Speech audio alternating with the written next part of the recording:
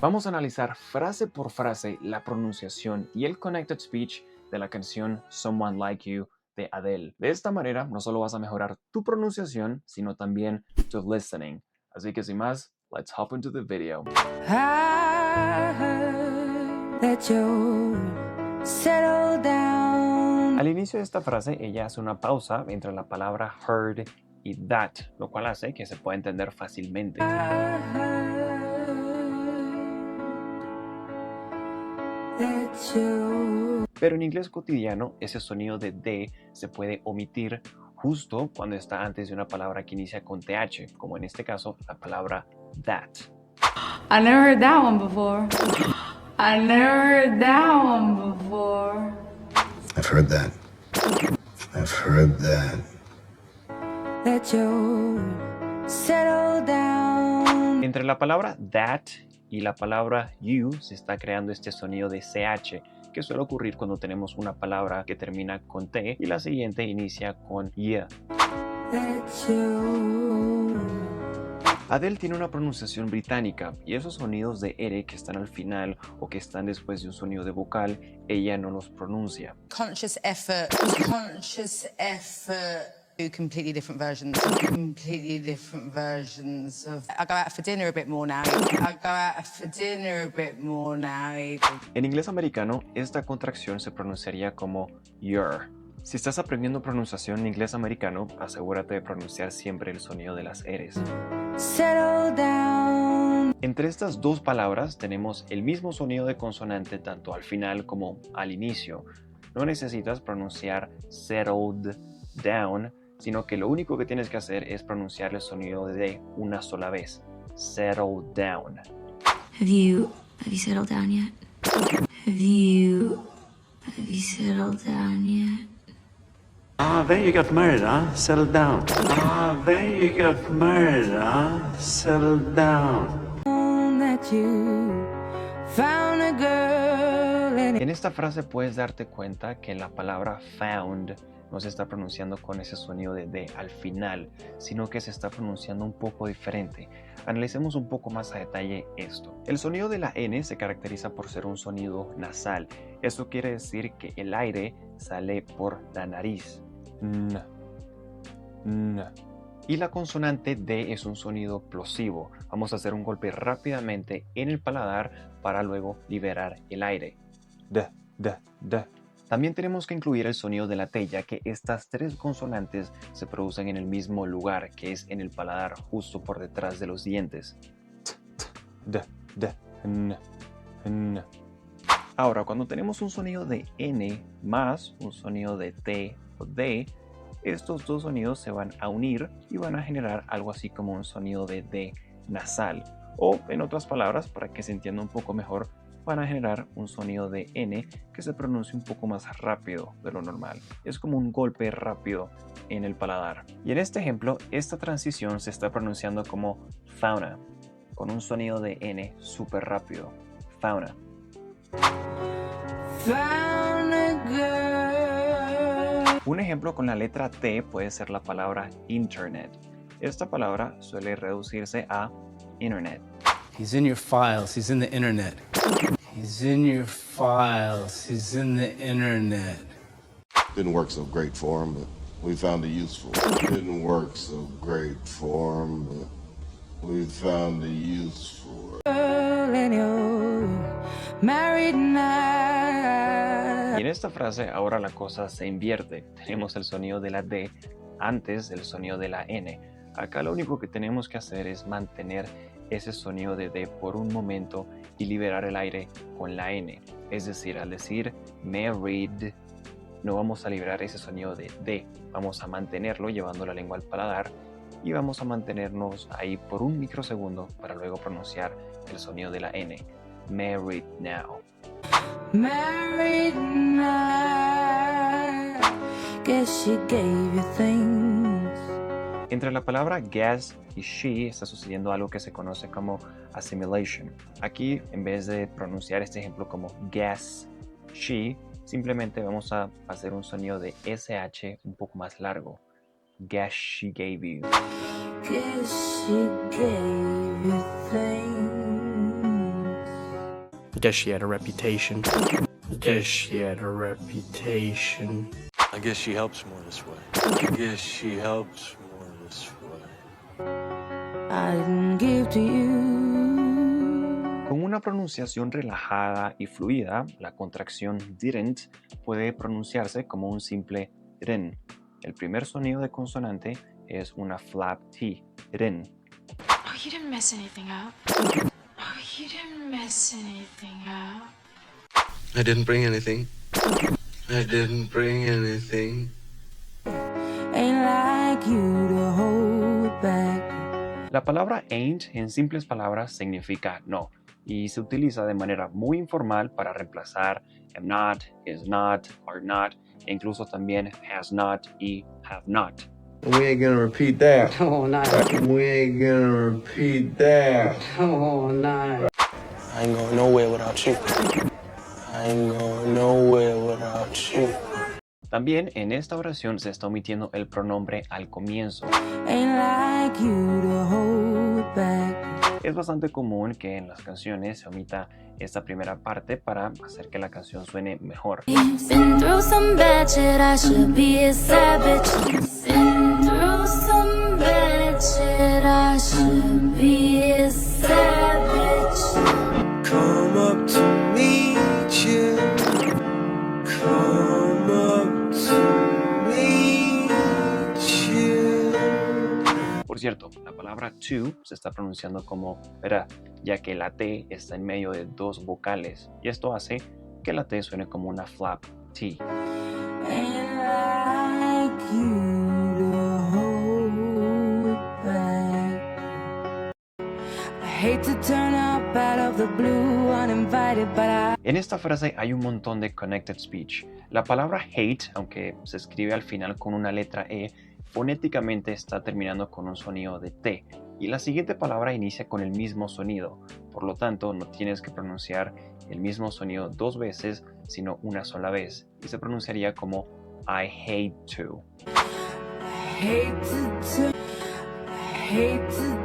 Luego tenemos turn up, que para pronunciarlo rápido simplemente tenemos que agarrar el sonido de la N y unirlo con la vocal de la palabra up. Turn up. Luego sigue out of. Estas dos palabras se suelen contraer en ahora. You better pack it up and get out of here. You better pack it up and get out of here. It keeps you out of here. It keeps you out of here. La palabra anterior a out termina con una consonante y out inicia con una vocal. La P de up la vamos a unir a la vocal de out.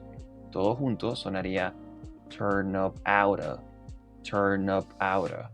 Y nuevamente toda la oración junta sonaría I hate to turn up out of the blue. Hate to turn up out of the blue. Out of the blue es una expresión que significa de la nada, de repente. Cuando algo sucede inesperadamente, puedes utilizar esta expresión. I'm sorry to ring out of the blue. Now that developers are interested in the property, she arrives one day, out of the blue, with the deed. I hate to turn up out of the blue uninvited, but I... La palabra uninvited, para que se te haga más fácil pronunciarla, simplemente vamos a dividirla en dos partes. Uninvited. La T la vamos a pronunciar como una flap T. Y todo junto sería uninvited. Uninvited. You see, the rest of New York simply came. Uninvited. Uninvited. But I couldn't stay away. I couldn't fight it. I had hoped... Esta frase inicia con but I. Y juntos sonaría como but I. Luego sigue la contracción couldn't. Para pronunciar esta contracción de manera correcta, vamos a dividirla en dos partes. La primera parte es pronunciar la palabra could. Recuerda que la letra L en esta palabra no se pronuncia, así que si dices could, eso es incorrecto. Simplemente pronuncia could. Asegúrate de que tu lengua al final quede pegada al paladar. Could. Justo después de dejar tu lengua pegada al paladar al final de pronunciar could, vas a hacer este sonido Couldn't. Tell him I couldn't find it. Tell him I couldn't find it. Yes. You couldn't. Yes. You couldn't. La pronunciación en esta frase es bastante avanzada. No te frustres si no puedes pronunciarla en este momento. Lo importante es que puedas entender lo que se dice. Vamos a analizar esta oración en dos partes. La primera parte solo vamos a analizar I had hoped you. Imagina que el apóstrofe D en la palabra you no está por un momento. I had se está pronunciando como I had. El sonido de la H se está omitiendo por completo. Luego tenemos la palabra hope, que está escrito en pasado, hoped. Sé que estás viendo una D escrita en la palabra, pero fonéticamente esta palabra está terminando con un sonido de T. Ahora, la siguiente palabra está iniciando con un sonido de Y. Y si recuerdas, cuando tenemos una T más un sonido de Y, que es Y, estos dos sonidos se van a unir y van a crear el sonido de SH. Por lo tanto, esto suena como hoped you. Y la frase completa se pronuncia como I had hoped you. Otra manera de pronunciar esta oración sería contrayendo la palabra had en apóstrofe D y sonaría como I'd. La oración completa sonaría como I'd hoped you. Asegúrate de pronunciar ese sonido pequeño de T al final de la contracción, I'd. Ahora que ya sabes cómo se pronuncia esta contracción de apóstrofe D, podemos avanzar a la segunda parte, que también tenemos la misma contracción, pero esta contracción tiene un significado diferente. En la segunda parte de esta oración, you apóstrofe D significa you would. Ahora, la gran pregunta es, ¿cómo hago para diferenciar cuando dicen would o had? La única clave acá es la gramática. Por ejemplo, si el verbo que sigue está en pasado, como en este caso hoped, eso quiere decir que la oración está en pasado perfecto. Ahora, para simplificar un poco las cosas, y si eres alguien como yo que no le gusta estudiar gramática, simplemente podemos decir que se están refiriendo al pasado y significa había. Y esta oración significa había esperado. I'd seen it before, 12 years ago in college. En este ejemplo, el verbo ver está escrito en pasado pretérito. Eso nos dice que apóstrofe D significa had. Pero si el verbo que sigue se dice en presente, eso quiere decir que el tiempo verbal de la oración es un condicional simple. Pero para simplificar las cosas, como ya sabes, nos gusta aprender gramática, vamos a decir que simplemente se están refiriendo a un futuro hipotético. Así que esta frase significa verías mi cara. And I knew I'd see you again. Y en este ejemplo, el verbo ver está en presente. Eso nos dice que apóstrofe D significa would. La contracción apóstrofe D también tiene un tercer significado que solo se utiliza en preguntas, que es la contracción de did. Así que en vez de decir how did you do that, puedes contraerlo y decir how'd you do that. Why'd you try to kill me? Why'd you try to kill me? Ahora pongamos a prueba tu gramática. En esta oración, ¿qué significa you apóstrofe D? You had, you would, o you did. And that you be reminded that for me.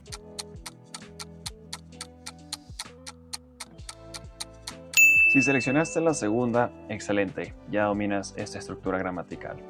Never mind, I'll find someone like you. En esta frase tenemos la palabra mind y luego la palabra I'll, que es simplemente la contracción de I will. Ambas palabras están divididas por una coma, pero eso solo al escribirlo. Fíjate en cómo ella lo pronuncia.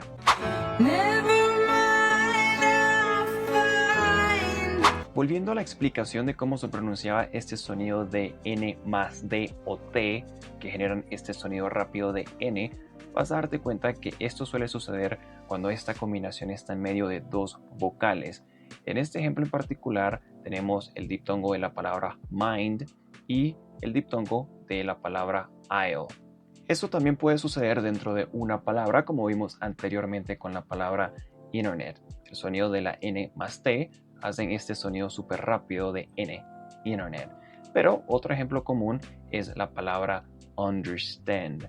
Ese sonido de N más D se van a unir y van a generar ese sonido rápido de N, understand. Yeah, I understand. Yeah, I understand. I don't even understand what this is. I don't even understand what this is. Sometimes it lasts and loves, but sometimes it hurts. Cuando tienes esta combinación de consonantes STS, la consonante del medio, que es la T, la puedes omitir, tal cual como ella lo está haciendo en la canción. Sometimes it lasts and loves. He thrusts his fist against the... He thrusts his fist against the... When are the next tests? When are the next tests? Otro ejemplo común es cuando tenemos la combinación de consonantes SKS. Ese sonido de K en el medio también lo puedes omitir. Por ejemplo, he asks. Ese sonido de K lo puedes omitir y la palabra ask suena tal cual como ass. He asks. The one where the girl asks the guy? The one where the girl asks the guy? When somebody asks me a question. When somebody asks me a question. Si lo que te enseñé en este video es útil, tienes que ver este video de acá para que sigas mejorando tu pronunciación. Nos vemos en este video.